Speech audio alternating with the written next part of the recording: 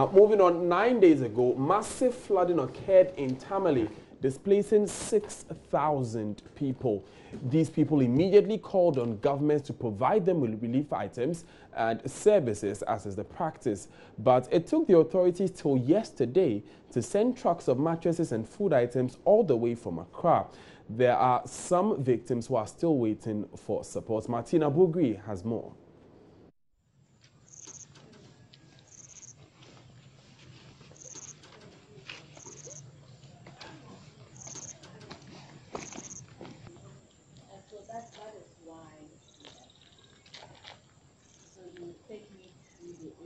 PM and I'm in the home of Mr. Osman. His house was ravaged a little over a week by flood waters that swept through the community. Today we are back here to find out how they are managing.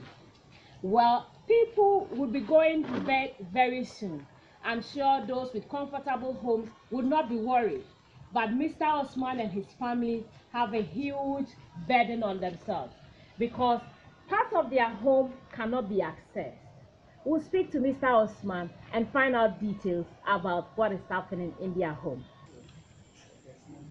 In fact, the flood actually affected me badly. A number of my valuable items were swept away by the rain. Well, my problem now is that there are some areas in my home that cannot be accessed. The whole house is electrified. There are shocks all over. So I would like to take you to see the area that I cannot access. I'm with Abdul Latif, the son of Mr. Osman. He's going to take me through the house, areas that we can't move closer because it's shocking. Because the electricity there could trap anybody. I think I have to start from outside. In this place, you are not safe. Before you enter, you must be very careful. The whole wall is shocking. So anytime we are entering, we make sure that we don't touch the wall. So the way I enter, you enter that way, or else you are in trouble too. So follow me small. Then in the veranda too, from the level of the water, you can see it. So in that part of it, the whole place is shocking. Because it's light sound, maybe we have tested for you to see. And if you come inside, so anytime we are entering the room, we make sure we don't touch the wall. Because if you touch, it will shock you. So come in this way. Then, once you are inside, from the water level, the whole part, especially where they kept these connections, they are shocking. So we don't touch the wall when we are inside. So we'll make sure that when we are inside, we are inside the down part of the room, the whole place is shocking. So we are not safe inside, just that we are careful. So if a stranger comes, we'll make sure that from outside we alert the person. When you are entering, we have to lead you. Because we wouldn't like maybe somebody to come and have something different, maybe you knew already. So we are those here. Once we knew about it, then we are careful. So anytime we are entering the rooms, from the veranda to your room, we are always careful. So that was why I led you inside, because as you are coming, you can easily touch and it will shock you too. And I will shock you. Okay. This was the tester my father sent us to go and buy. Because before we get the part shocking, we have to go and buy tester, then test the wall. And when we were testing, in fact, the part we thought it wasn't even shocking, we were surprised. We kept the tester there and it sensed as a shocking part. The flood was very, very disastrous, but we give thanks to the Almighty for sparing our lives as well. But our items are gone, and we as students here, our books, our uniforms are all gone. My laptop I use for research at school is also gone. My brother's own. In fact, all of our things are gone. The things we have for school and at home too, we can't use them. our fridge, our television. We can't on them. We can't do anything with them. So we are just here. In fact, he forgot to mention it. Even whenever we want to sleep, we have to off the main meter. Someone can just roll and touch the wall and something will happen. Actually, it has not been easy. Because as we can see, it was because of the broken wall. And after that, we had to bring another wall to support the house so that other flats will not be able to enter. So the little money that we have at home, we have used on the wall, creating another wall, and then other things. So it is for the household. It has not been easy for us. All other corners, you can't access that place, so we have to sleep in the mother. And the mattresses, they are cold, whereby we have to use them. Sad story there. But how can our emergency services be better positioned to ensure that Ghanaians are not left stranded when they need help the most? To help us discuss this is Saji, Deputy Director General of NADMO, in charge of technical and reforms, and Saladin Mahama, National Disaster Coordinator for the Red Cross Society. Welcome, gentlemen. Thank you. Thank you. So, Mr. Saji, we hear this all the time. In fact, the last time when there was a tidal wave attack in 4 coastal regions, we heard your National Director, Mr. Ajimai Prempe, make a passionate appeal to the public to support NADMO before NADMO can help the victims of these incidents. Is that what it's always going to be? Well, thank you very much. Let me say a good morning to your viewers. I think that passionate appeal you just talked about was made in the process of actually delivering relief items to victims of the tidal waves.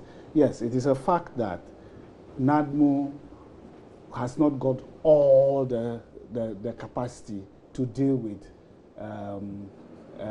multiple disasters when it happens.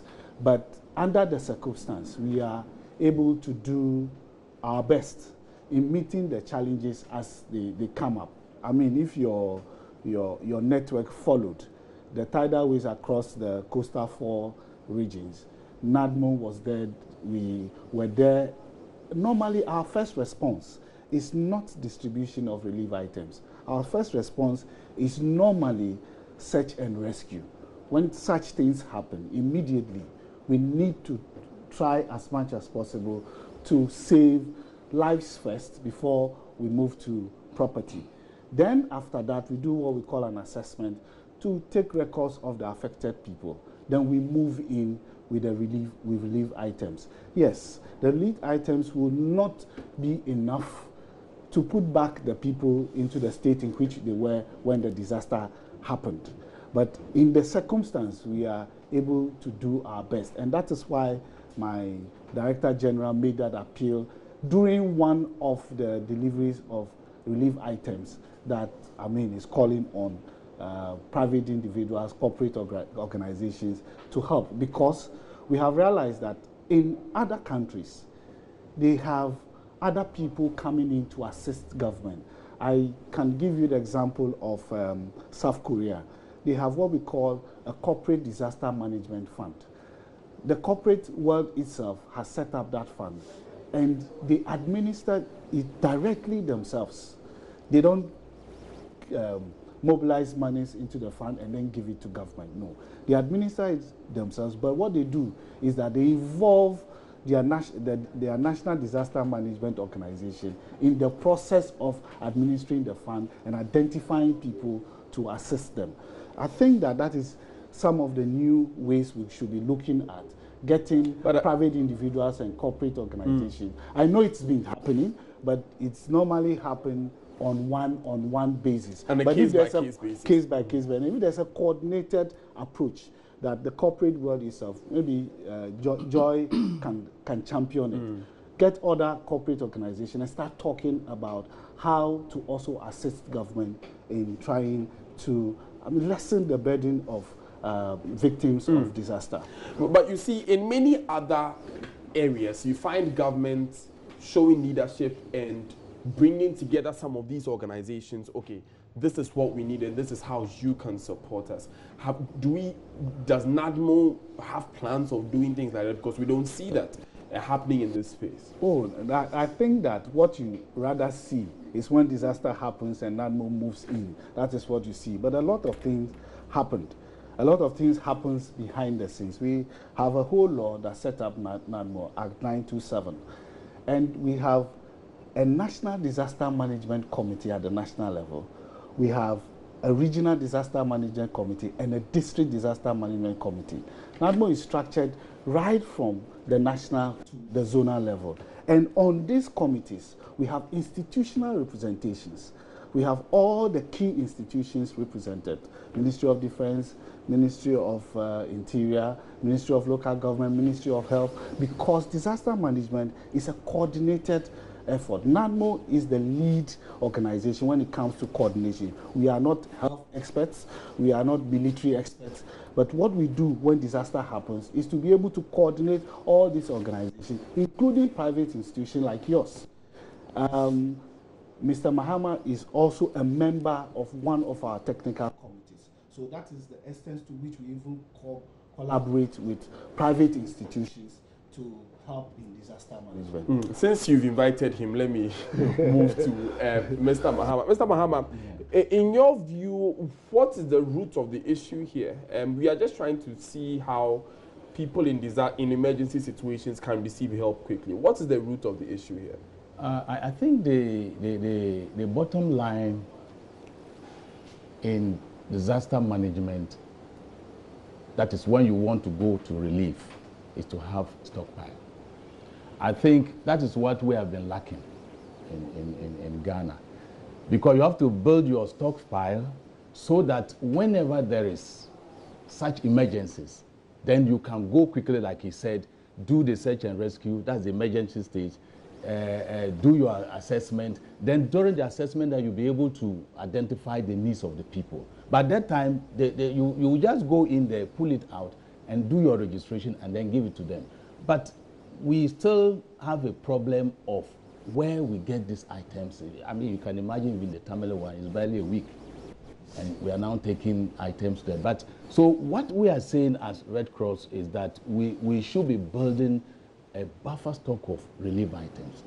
At least we can have the non-food items, that is blankets and other things. As for the food items, we could also keep something like some funds, so that when it comes to that emergency, you simply just go to the market, purchase or procure the food and come and do the. So I think one of the key issues that we should be having here is to establish buffer stock. But what, in your view, is the difficulty that would stop us from setting something like this up? Well, it's funding, it's funds. It's funds because you need money to purchase these items, because we know what happens or what the people will need whenever there's a disaster. So if you don't have the necessary funding to go in and procure these things, that's where relief also delays. And you see, for us, at the emergency stage is the stage that you will go in and give, and that's where the people will even feel that, yes, some help has come to them. But if we delay a bit, just because the items are not there, that is where the problem is. The people, by the time even the things, sometimes we take even months before we send them there, they would have felt that, well, the emergency, but they will take it anyway. So for me, is funding. On the part of the Red Cross, we are also trying to make sure that we have those stocks down. And some time ago, we used to have it. It was based at the UN warehouse. And so as and when this disaster occurred, we just take that. Now we are now also trying to see how we can replenish. And this stock... You're also facing funding Yeah, issues. because, yes. So for us now, and that is why for us, I think 2 weeks ago, we are on the way trying to solicit funds to be able to replenish the stock. I think they have launched. We have launched a code. Okay. I mean, if by the end of the season you just allow me to, so that we can support you as well. Exactly. But let me move to with that concern quickly, because I saw Mr. Saji nodding. You know the problem all too well, the issue of lack of funding. Yes. Mr. Mahmoud spoke about the ideal situation. That yes, ideally, we must stockpile relief items. But the fact still remains that the magnitude of the disaster determines the kind of or the level or extent of relief items that you need. So no matter the quantum of items you stockpile, if the magnitude is huge, you will still have challenges dealing with them. But let me make something. But you see, the challenge there. Let me just make this point before you go ahead. Yes. Before you go ahead, meteorologists did forecast from the beginning of this year that we'll be having worse rains this year than last year. Exactly. And it wasn't even last year that we had something as serious as June 3. Yes. So we knew that we were going to face something like this. Yes. But what that does for us is to prepare, because the issue is more of preparedness. When disaster will always happen. But how prepared are you is where the question is. Now, the forecast we get from the meteorologists is to get us to prepare. And in preparation, when I spoke about search and rescue as the first stage in an emergency response, when it comes to receiving weather forecast and all that, search and rescue is no more the first. The first then starts with education and putting in mitigating measures so that when the rain falls and we are going to have flooding, what do we do to make sure that we don't have loss of lives and loss of property, or bring it down to the barest minimum? So we know that that will happen. And this year, we had some items in stock. You talked about the tidal waves in the 4 coastal regions. I'm sure your news network monitored, and items were delivered to these people. As we delivered these items, our stocks were running now, and we had floods too. I think we have covered about 30-something areas already this year, both with the tidal waves and the floods. So certainly our stock levels will come down. This Tamale issue was huge, and the magnitude also determines the amount of time you spend in doing the assessment and look at those who are affected. It is easier when you have places you designate as safe havens after rescuing people and you send them there. That one, you have the people gathered at one place. Normally, we designate schools, churches, and places as those. Then you can then address that immediately. But this ones, you still have people in their homes that are flooded. Some move to go and stay with relatives. So the assessment takes a bit of time. Yeah, so there were challenges. Yes. There were challenges. But let me just ask this finally in 30 seconds. Yeah. If an emergency situation comes up, like Mr. Saladin mentioned, there are often supposed to be funds we are able to tap into to come and cover these situations. Yes. Would you say that we have a problem of prioritizing funds for situations like this in our country? Okay, now there's a new law. In the new law, there is a creation from the common fund. 3% of the common fund now goes for disaster management. And these funds will be lodged at the district level, so that when something happens, the first response, there is funds available at that district. If they are overwhelmed, then it will come up at the national level. Have we begun implementing this? Yes, the implementation has started. Since when? This year. This law was passed, I think, in November, and the president gave assent in December last year. So the Tamale Metro Assembly had 3% of their common fund there ready? The common fund had not been released at that time because this is just being implemented. But as we speak, at the national level, in planning, we have that kind of funding. Okay. But that is why we have been able to mobilize, and a team is there now. and distributing relief items. We are praying that's what we saw. You just saw Martina there speaking with the family, and we are praying that they get their relief items as soon as possible. Mr. Saladin, let me just come to you for your final words in 30 seconds, and we move on. Your final words. I think our preparedness, like you said, has to be emphasized. And for that matter, the Red Cross, that is our focus now. Our focus is on disaster risk reduction. So we are building community resilience in all disaster-prone communities. And I think if we do that, some of these things will be minimized. Thank you very much, Mr. Saji. He's the Deputy Director General of NADMO in charge of technical and reforms. And Mr. Saladin Mahama, give us your code. We'll publicize it later. Mr. Saladin Mahama is the Head of Disaster Management at Red Cross. Thank you both for your time.